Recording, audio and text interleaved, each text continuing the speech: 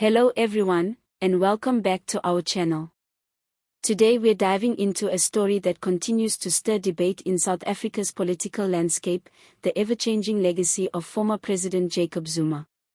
Now, if there's one figure who has left a mark, both controversial and charismatic, it's Jacob Zuma. For years, he was branded as the face of corruption and state capture, the man whose presidency was defined by scandal, infighting, and endless court cases. Yet, in 2025, his story is taking a very unexpected turn. Zuma, who ruled South Africa from 2009 until his forced resignation in 2018, was once regarded as a political survivor who eventually ran out of luck. His departure was messy, his image shattered. Words like uMkhonto, Guptas, and state capture became synonymous with his name. In the eyes of many, he represented everything that had gone wrong with the governing ANC. But here's the twist: Jacob Zuma is no longer just seen as the disgraced former president. Instead, his reputation is slowly being reshaped, and for some, even rehabilitated. Part of this dramatic turnaround is linked to his re-emergence through the uMkhonto weSizwe, or MK party.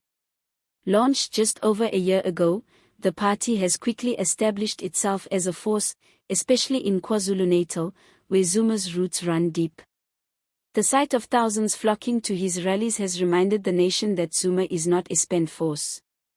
His ability to energize crowds, to sing liberation songs with the same gusto as he did in the 1980s, has made him a symbol of resilience. For his supporters, he's not the fallen leader of the past, but a fighter who refuses to disappear. And let's be honest, Zuma has always had a flair for the dramatic. Whether it's breaking into a song like Amshini Wami in the middle of a court appearance, or dropping sharp one-liners that make headlines the next day, the man knows how to capture attention. That charisma, often underestimated by his critics, has been key to his renewed influence. But Zuma's resurgence is not just about politics.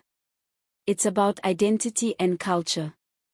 Zuma's deep connection to Zulu traditions has given him an enduring place in rural communities. For many in KZN and beyond, he represents something the current ANC leadership does not: cultural pride, rootedness, and accessibility. People say Zuma has a way of listening, laughing, and even joking with ordinary South Africans in a way that feels genuine. That personal touch has created nostalgia for his era, even among those who once criticized his presidency. And here's where things get interesting. South Africa today is facing high unemployment, rising crime, and an ANC government that looks more fractured than ever under the weight of coalition politics. Disillusionment with the current leadership is real, and it has given Zuma a kind of political afterlife. For many struggling citizens, Zuma's presidency, however controversial, is being remembered for its human touch. At least he was one of us, some people argue. He made mistakes, but he connected with us. This doesn't mean Zuma's past has been erased. Far from it. His name still carries the baggage of corruption trials, and he continues to face legal battles that drag through the courts like a never-ending soap opera. Critics warn that no amount of singing and cultural pride can undo the damage done under his watch. Billions lost to state capture, hollowed-out institutions, and an economy that limped through his final years are scars that remain. And let's not forget, Zuma was not forced out by his enemies alone. It was his own party, the ANC, that finally turned against him. But here lies the paradox: South Africa's memory is selective, and political legacies evolve with time. Zuma has managed to tap into a deep well of frustration and nostalgia, reframing himself as a victim of political persecution and as a defender of the people against elites. Whether that narrative is accurate or not, it has found fertile ground. In politics, perception is often more powerful than facts, and Zuma has always been a master at shaping perception. It also speaks to the ANC's own decline. Once a liberation giant, the party today is associated with internal squabbles, service delivery failures, and a loss of connection with the grassroots.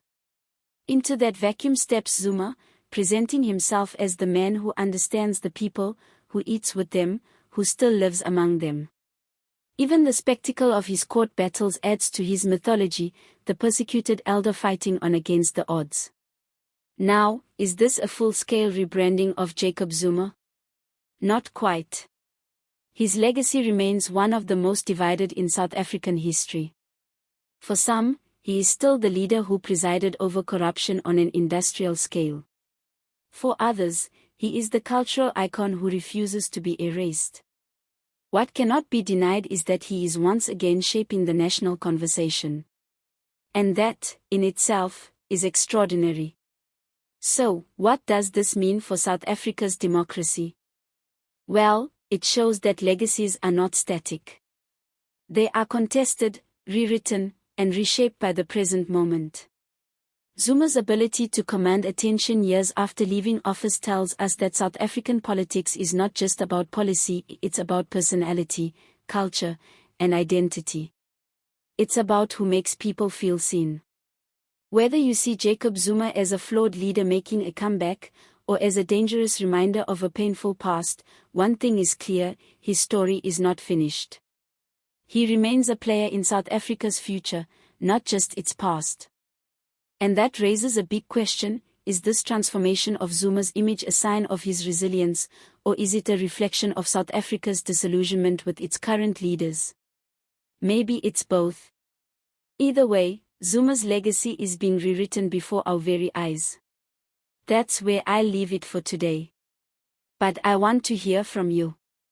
Do you think Jacob Zuma's comeback is genuine redemption, or just clever political theater? Drop your thoughts in the comments below, and let's get this debate going. Don't forget to like this video if you found it insightful, and make sure to subscribe for more deep dives into South African politics and history. Thanks for tuning in, and as always, see you next time.